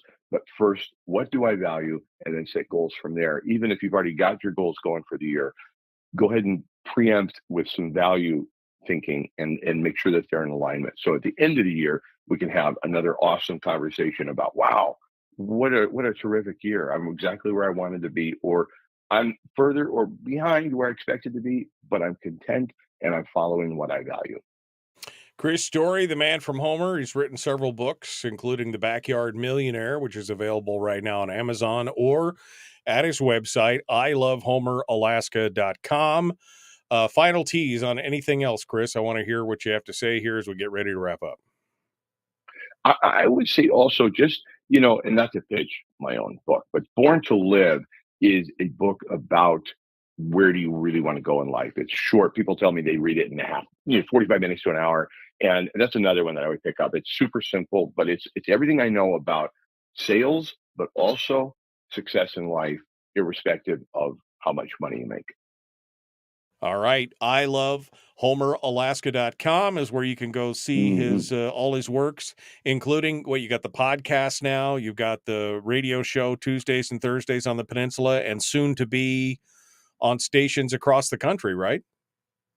That's the goal. The Backyard Millionaire Radio, working with a syndicate out of Chicago. Very excited about it. Nice. Well, we hope to hear more from you, and we hope to see you more out on the radio out there. I mean, seeing you on the radio seems kind of counterintuitive, but you know what I mean. I have the face for it. I know you do. You do have the face for it. All right, Chris Story, the man from Homer. He's too good to do video calls with us. I got to put this beautiful picture that he had photoshopped up here to show people every morning. All right, my friend. Thank you for coming on board and joining us. We'll talk to you next week. Don't go anywhere. All right, folks, we got more coming up. The Michael Duke Show continues. One final segment. I will open the phone lines up, and I can get your thoughts on these vetoes and everything else, or what Chris talked about, or whatever. It's going to be good. The Michael Duke Show, common sense, liberty-based, free-thinking radio. Back with more right after this.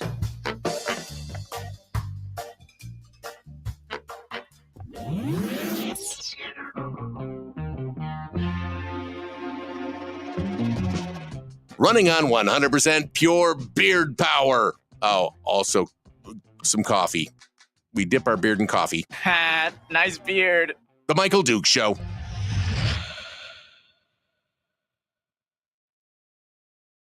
Okay, let's see if Chris actually stuck around with us here just one last time. Anything else, my friend? Are you there?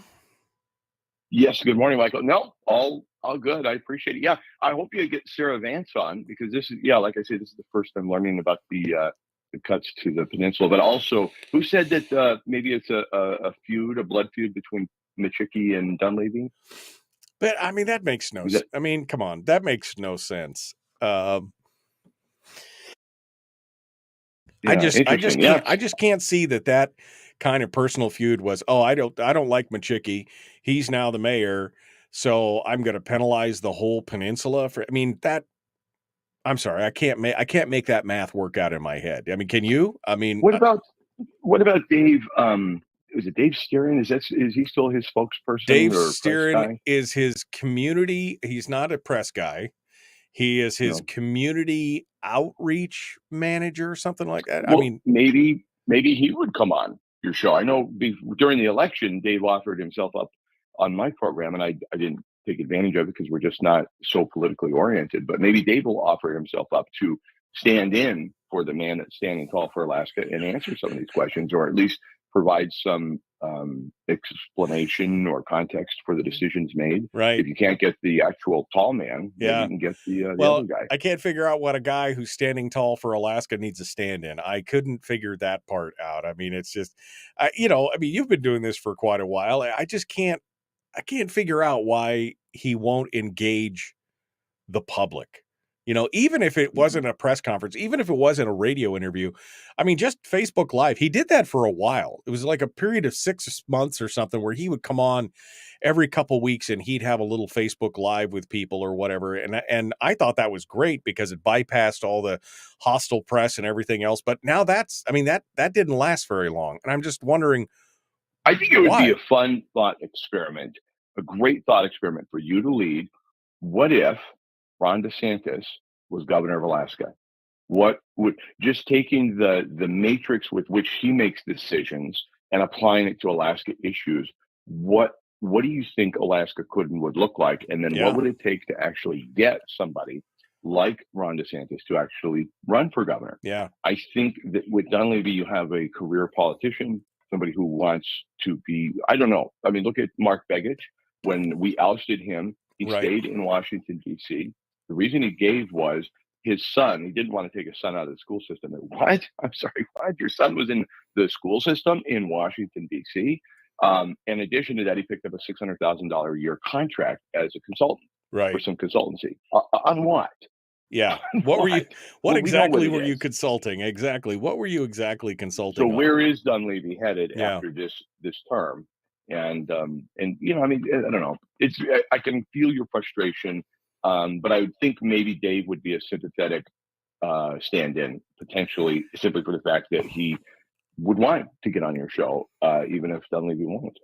Well, I'm sure Dave would love to be back on the air doing things again, and it's always a fun discussion. But at the same time, I know it's, you know, I'm good. Yeah, you know, that's an exercise in frustration because that's going to be more just talking points than any real answers. And you know, I mean, he gives the reasons, but maybe not the rationale behind it in a deeper way. So it's pretty frustrating, but I mean, you folks down on the peninsula should probably be a little agitated about this.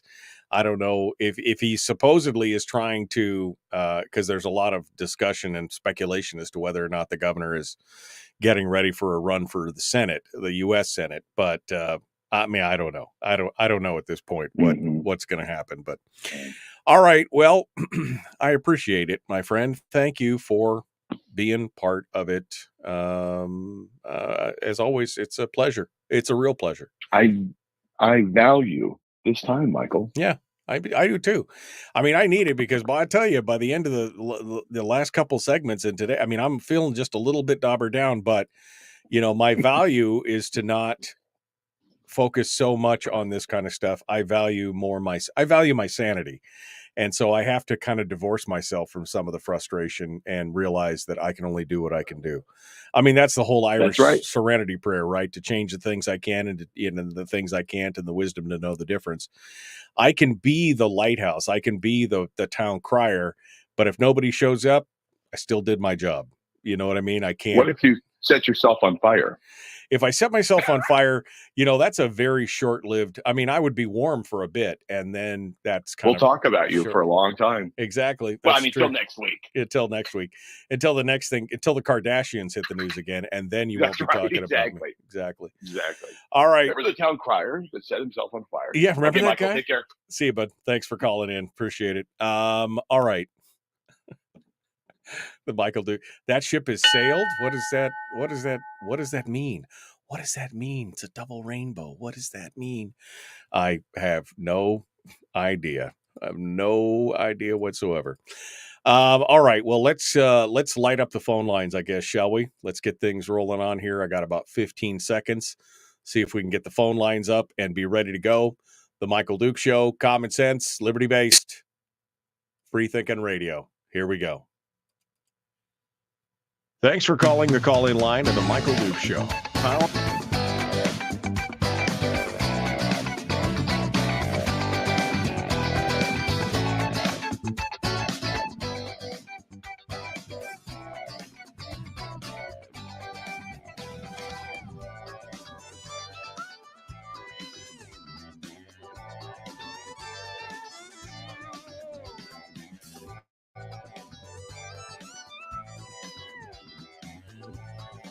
Okay. Well, we're ready to go here. We got phone lines open, and we are ready, willing, and able to take some phone calls from you. I mean, I could just basically bloviate for the next 10 minutes about I don't understand how they did something, you know, blah, blah, blah, blah, blah. Somebody just sent me a text about the Board of Game. Well, that's a novel. I'll have to come back to that later. So we'd love to hear what you have to say on, you know, your thoughts on the general state of the state, on what we were just talking about with the governor's vetoes of only vetoing the areas for people who seem to have voted against the budget. Although Kathy Tilton voted against the budget, and I didn't see any vetoes in her district. I just don't know. I'm trying to figure out why. Why the penalty for people like Julie Colomb, who said that people were being bought, for people like Justin Ruffridge, who said people were being bought with those projects and everything else. I mean, if you're down in the peninsula right now, how do you feel about that? Is it par for the course? Are you heavy sigh, resigned to it? Or are you agitated by what's going on? I mean, I gotta know. I'm interested to see what you have to say to that. Or do you want to instead talk about what Chris was just talking about and goals and virtues and values and all that kind of stuff? Whatever it is. 907-433-3150. 907-433-3150. I will tell you one thing, that politics has invaded every aspect of our lives. Every aspect of our lives has been invaded by politics. And of course, we've seen this play out more and more as companies become politicized. I mean, companies that traditionally would just be like, I just want to sell my product. I don't want to get in, although we know that on the left, many millennials and stuff prioritize companies that support their values, publicly. But we also know that that's problematic in many ways. Now, there's an interesting poll that just came out from the Trafalgar Group, and Must Read is writing about it. And we've seen some prime examples of some of the things that are going on right now, the Bud Light thing and the Target situation with Pride Month and all this kind of stuff.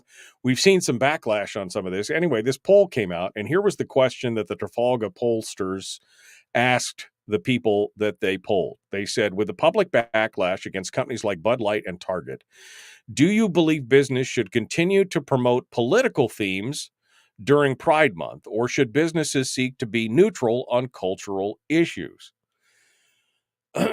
Now, I don't drink Bud Light, and I didn't drink Bud Light before because, wow.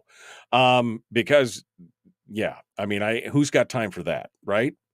But at the same time, from a rational, just kind of a purist perspective, I personally would just like companies not to take a stand on anything, because if I like your product and I want to buy your product, I don't want to have to be conflicted over whether you support my political viewpoint, yada, yada, yada.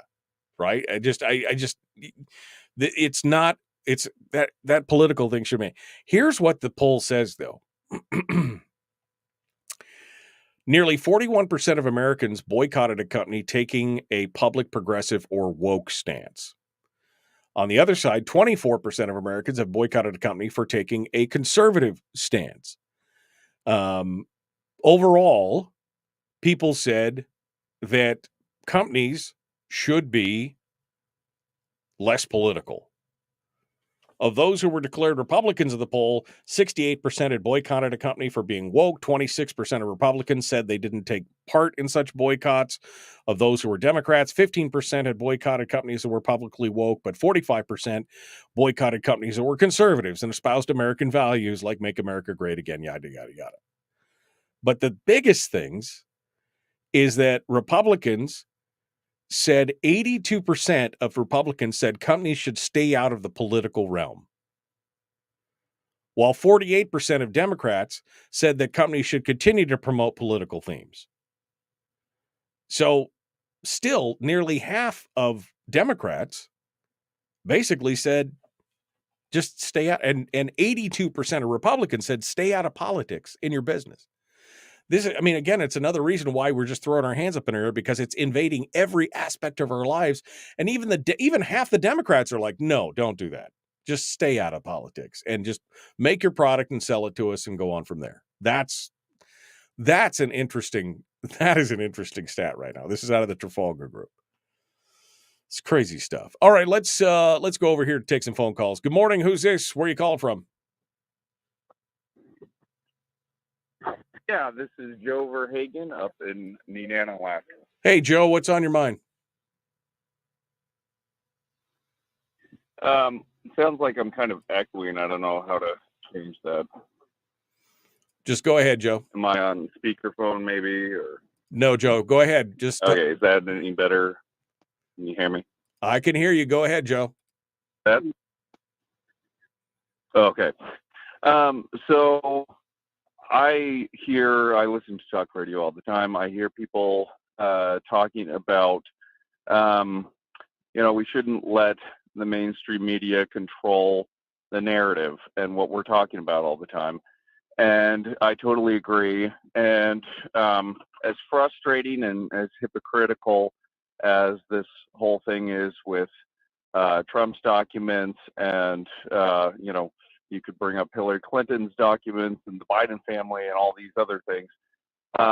They're still controlling the narrative when that's all they're talking about. We have like 12 candidates, and none of them are getting any coverage from the media besides Trump's, legal woes.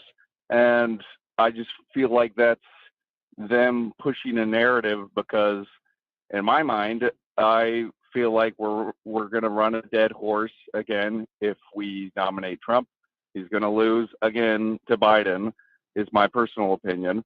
And if it was rigged the first time, how the heck is it not going to be rigged the second time if Biden's in control and nothing's really changed, And so that's why I feel like it's running a dead horse. And so these other candidates, especially like Ron DeSantis, who consistently shows in polls that he can beat Biden and that he polls way better amongst almost every demographic.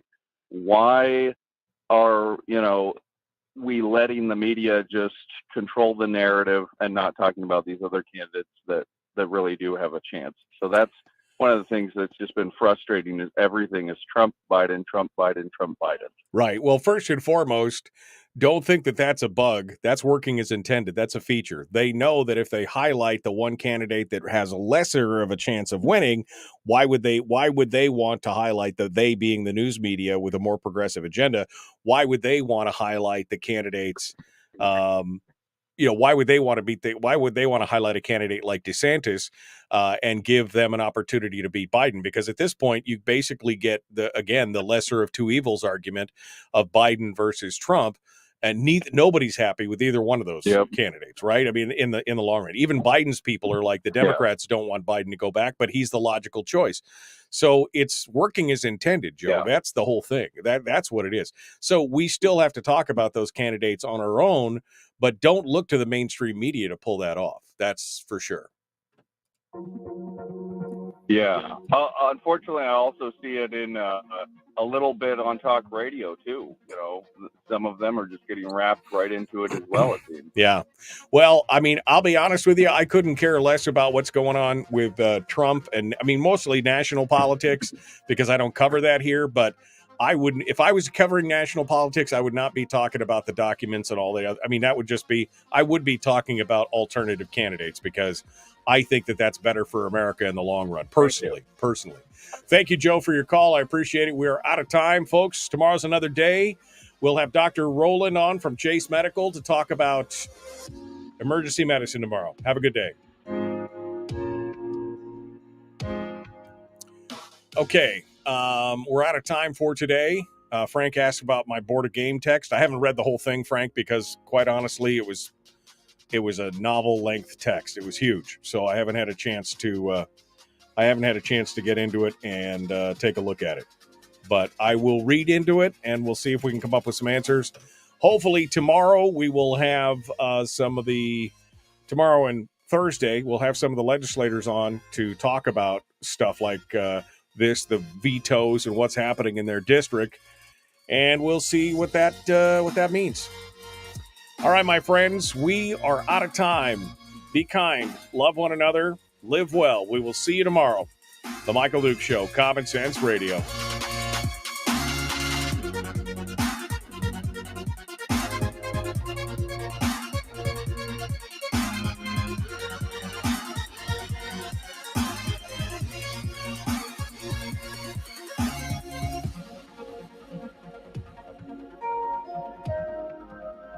Goodbye.